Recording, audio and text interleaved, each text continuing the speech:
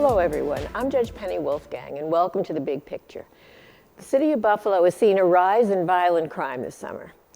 News 4 reports that the Queen City is on track to record over 90 homicides this year, with arrests up 50% for weapons possession. Over the 4th of July weekend, 3-year-old Shaquelle Walker died from injuries as a result of being shot in the head during a gathering watching fireworks at the Grider Ferry Apartments. Authorities are now holding 2 persons of interest as details continue to emerge.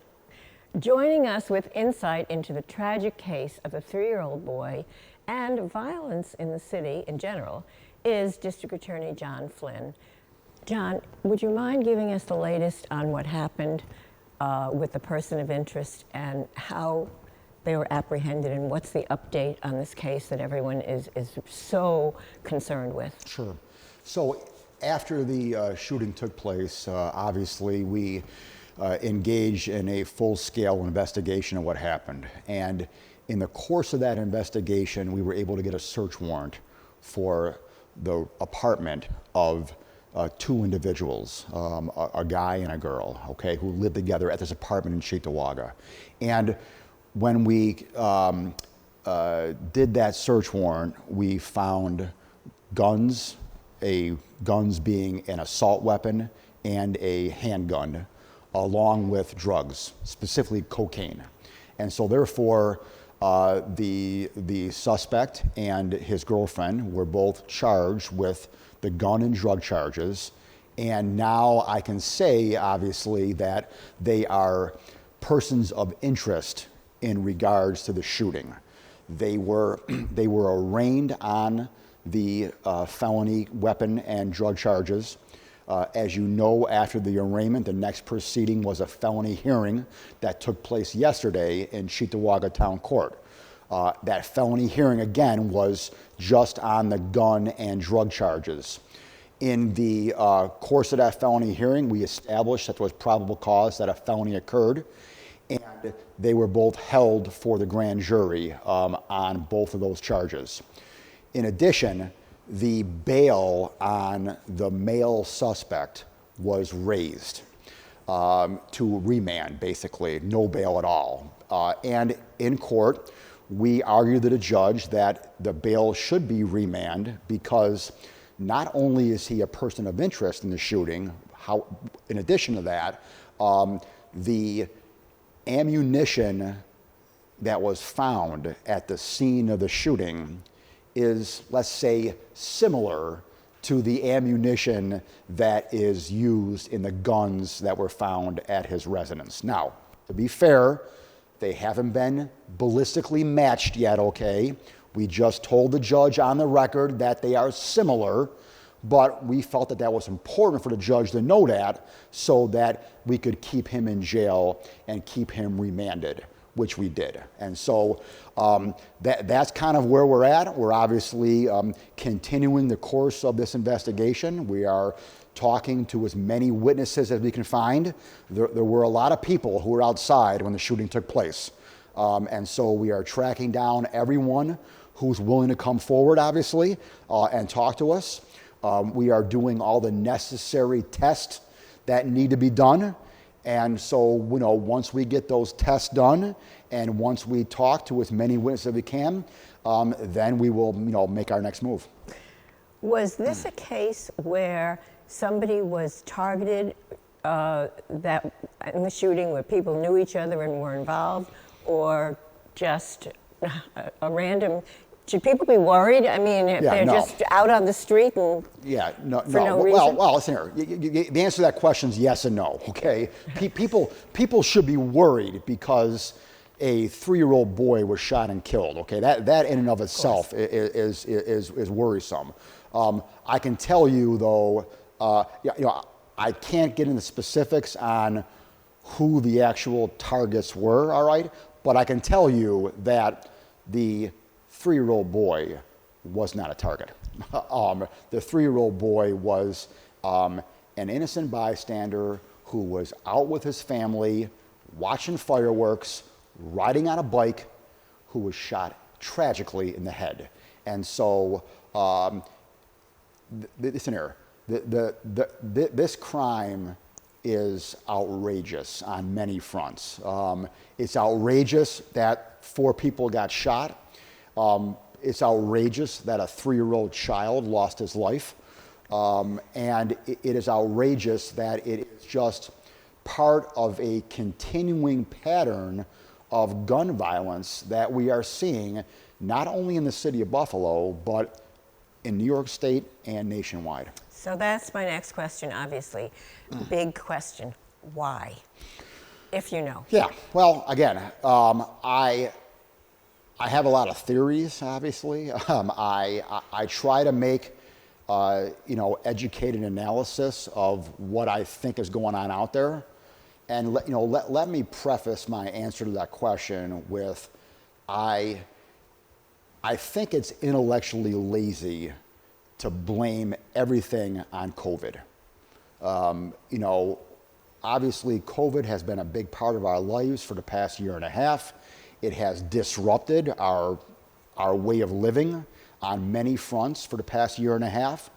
And it has had an impact, obviously, on the criminal justice system and on what is going on out in our streets.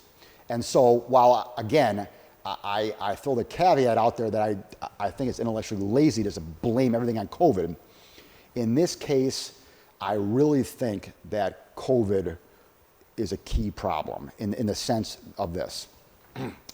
We have, not only in the city of Buffalo, but all across the state and across the country, we have very robust community policing entities.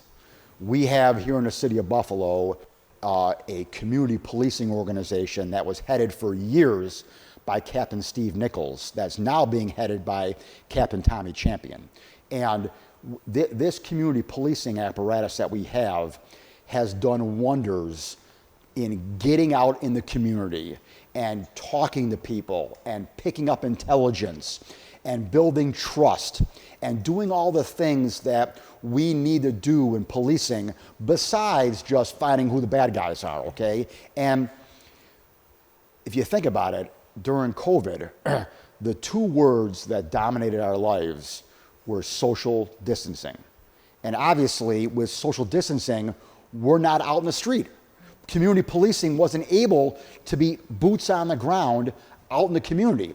Not only was community policing not involved, my office wasn't involved. When I became district attorney, I created a community prosecution bureau where I have ADAs in my office, assistant district attorneys, working with the city of Buffalo community policing out there on the street. We weren't able to be out there. All the peacemaking organizations and the community groups that are out there, the Peacemakers, SNUG, Mad Dads, you name it, all of them who are out on the street each and every day weren't out there. So when you have that vacuum of not having anyone out in the street, this has an impact on what's going on, I believe. And the people who are committing the crimes weren't out on the street either. They weren't getting together and they weren't able to have beefs with one another or fights, or they weren't out. So. You would think that, but unfortunately, sure. What we're seeing now, Judge, is we're seeing a lot of the disputes and the beefs.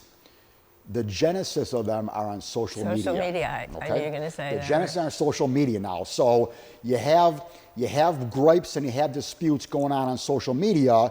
Someone gets upset, and now they come out of their home now, they get in their car, they drive to wherever, and the shootings occur. And so, but again, we, and I say we in a very generic sense, big picture, BPD, my office, the community groups, the pastors, everyone who's out in our community who really wasn't for 1.5 years, we're back out in the streets now. We're back out there now, okay? And so I'm hopeful that we can get back out there and get these numbers down. Now, what about you mentioned before that they revoked the bail and the case we were talking about originally, and that there's a reason why you said that, because the new laws you know, that have been very, very, very relaxed about when bail could be set and when it could not. And I think one of the reasons people are blaming, or law enforcement and media are blaming the new laws, the fact that people are getting released on bail even when they have guns or even when they're charged with serious crimes, and then they're out there. So what about it? I believe it's definitely a factor. Do I think it's the end all and be all? No, I don't, because here's why. The rise in homicides and gun violence that we're seeing in the city of Buffalo isn't unique to Buffalo. It's happening all across the country. It's happening in other states that did not have bail reform. So, if Illinois, for example, is, which they are, seeing a significant spike in their shootings and homicides, they didn't have bail reform, okay? And they're still having the spike in crime, in homicides and shootings. So I don't think that it is the only reason. Do I think it's a factor? Absolutely. And what about the penalties? Are they strict enough for gun violence?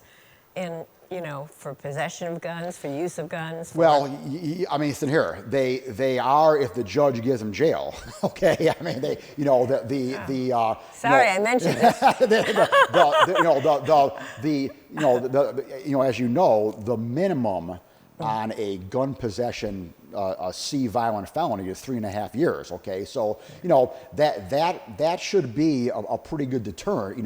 Just getting caught with an illegal weapon. All right. Now, listen here. Again, I'll be upfront. Do I make every first-time offender take a C violent felony? No. Okay, we know you don't. Obviously, you look at it on a case-by-case basis. But what I would like to see done as far as bail reform is that I would like to see a change made. And one of the changes that you can make that would solve this problem is that if you give judges the ability to factor in public safety. Because right now, as you know, Judge, the only criteria on bail is whether or not the person's a flight risk.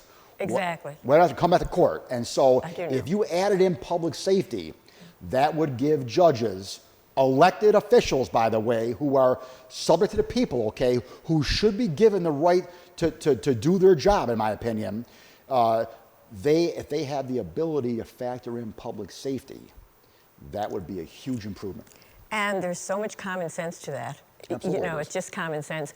Obviously, I agree with you. But anyway, when we come back, we're going to find out how the district attorney's office is working with young people to help turn the tide of crime. And please stay with us for more of The Big Picture.